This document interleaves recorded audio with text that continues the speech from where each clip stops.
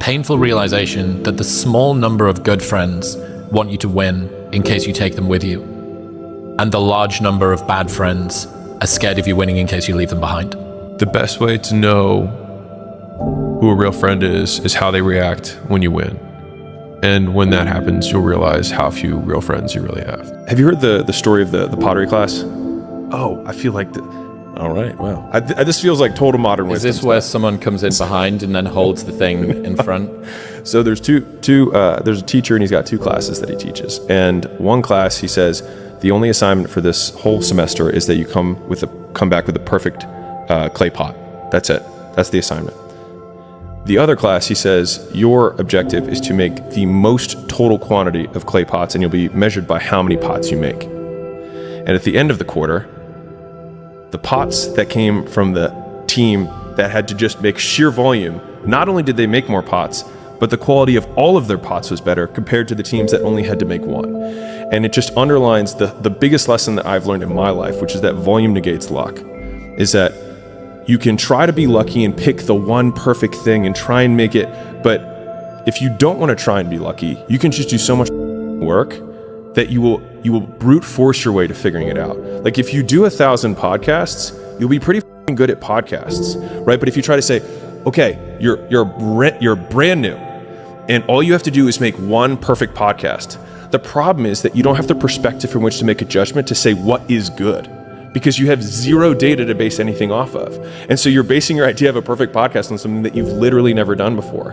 And so doing the volume gives you the perspective to then have the best podcast at number 1,000 or 1,001. There's a Tim Cook internal memo that he sent. There's a saying that if you do what you love, you will never work a day in your life. At Apple, I learned that is a total crock. You will work harder than you ever thought possible, but the tools will feel light in your hands. So good.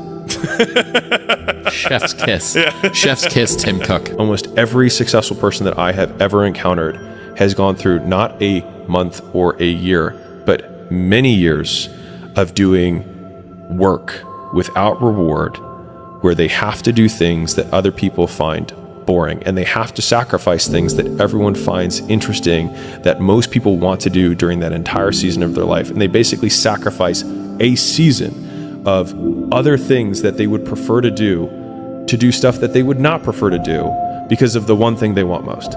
Lazy people don't know how to start. Weak people don't know how to finish. Successful people don't know how to stop. People demand success, but refuse to work weekends. People want opportunity, but won't talk to strangers.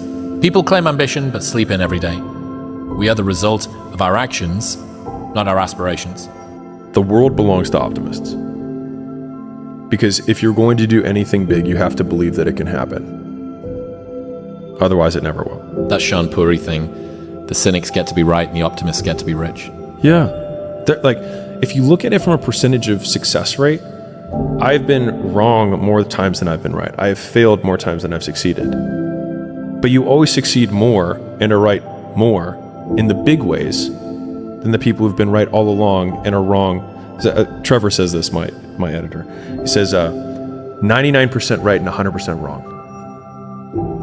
So like they're right 99% of the time, but they're wrong 100% because the only thing that matters is the big one at the end.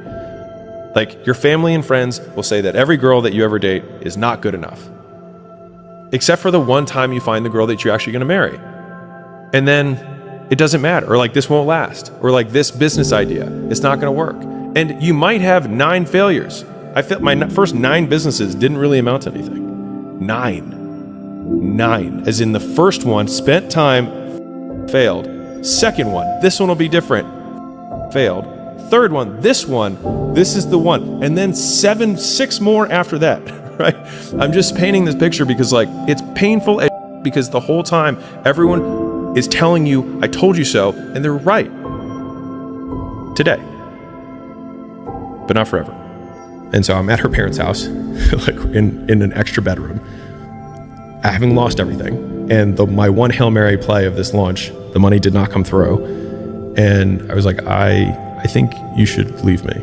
I think I'm a sinking ship right now, and I would respect you. Like, we're cool if you want to walk away. Like, we're good. Like, I won't think less of you. Like, I would walk away from you right now because this has a very high likelihood of not going right. And she pulled my chin towards her and she was like, I would sleep with you under a bridge if it came to that. How did she change you? She has brought out the absolute best in me. Like, in just about every way. Like,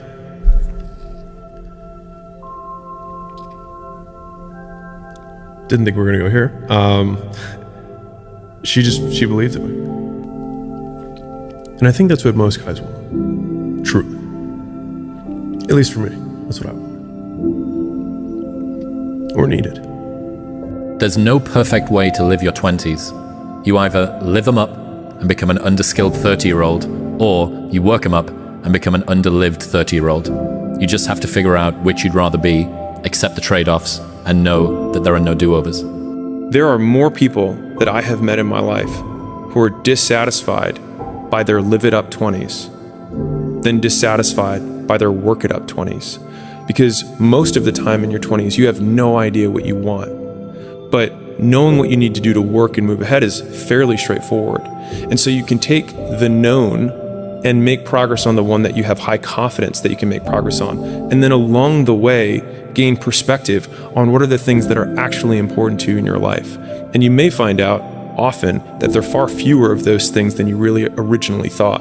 Because what you thought live them up in your 20s was actually your mom and your two homies who are both mediocre, and you don't care about their opinion now when you're 30 anyways. But what a waste of a life it would have been to, quote, live up your mom's dream or your friend's dreams to then only get to your 30s and realize you didn't live it up and you also didn't work it up. And now you have neither.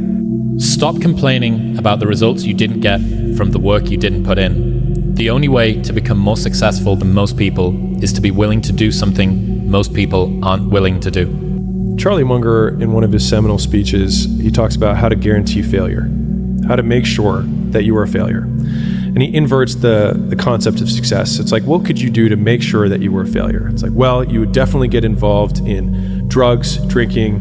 He says, was it leverage, liquor, and women? That's, the Charlie's big one, right? But one of the ones that he has, I think he has 7 in his speech, is consistency.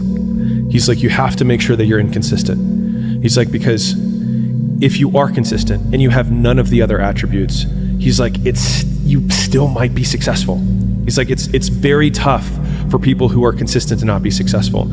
And he makes an especially pointed point about consistency, because in my opinion, it's one of the most difficult of the virtues for humans to do, because we're so attracted to novelty. And so, like, I used to deal with this with, people on their diets all the time. I remember I ran gyms. And so someone would come in and I would always ask the question, so have you been following the meal plan? And then they would say, yes. And so then I started changing the way I asked the question. So I'd say, out of the 21 meals that you were supposed to eat, how many of the 21 did you have exactly the way it was on the meal plan? And then they would be like, oh, at least half. And they would say it as though that was a mark of success. And right now, the meal plan could be your content plan. It could be your showing up to work on time plan. It could be the time that you want to put towards your side hustle. It doesn't really matter. But if there's one muscle that you can flex, it's learning to do the same thing over and over again. Like one of the values that we had at Gym Launch is do the boring work, because boring is what makes you rich. No one cheers you for not drinking for a day, not smoking on a long drive, or not overeating for one night. No single workout or meal is ever impressive on its own. The reason so few people understand success is consistency never looks impressive in the moment, only at the end. For me, my thoughts about what I thought I was were actually really negative. But when I tried to think, okay, well, I can be patient if I act patient, even if I don't feel patient. And then that allowed me to start giving myself a stack of undeniable proof that I am who I wanted to be. And I don't believe in binary traits, meaning like he's patient or he's impatient or he's loyal or he's disloyal. The question is, how loyal are you? How honest are you? How patient are you? And by switching the character traits that I wanted to have into progressions or continuums, allowed me to make progress on them simply by giving myself more proof or one more penny on the scale that says I'm a little bit more patient than I was. I'm a little bit more patient. I'm a little bit more patient, to the point where I have so many pennies on the scale that I can say, I think I am pretty patient. Even though every time I put a penny on the scale, I don't want to put a penny on the scale. I want to get the thing to happen today. I want it to happen yesterday, because why is it taking so long? It didn't take that long for this person. I feel like I work harder than them and I feel like I'm better than them. Why am I not doing that? But I put the penny on the scale. Well, ultimately, what is patience? Is patience feeling patient, or is patient doing the thing that is patience? So Sam Harris, in his first conversation with Jocko Willink about 10 years ago, they talk about how courage is an unfakeable emotion. And it's such a good frame. You're going to love this. Yeah. So he said, if you do the thing in spite of being fearful of doing the thing, that is courage. And if you don't do the thing, even though you felt like doing the thing, that is cowardice. And I think that motivation and patience are exactly the same. If you're patient, despite not feeling patient, that is patience. Yes. That is how it works. And that realization that you just said was the reason for that quote, because it was me realizing that I can actually have these traits even if I don't feel like I live those traits. Judge yourself by your actions, not by your thoughts. I became significantly less disappointed in myself when I started judging myself only on the actions I took, not the thoughts I had.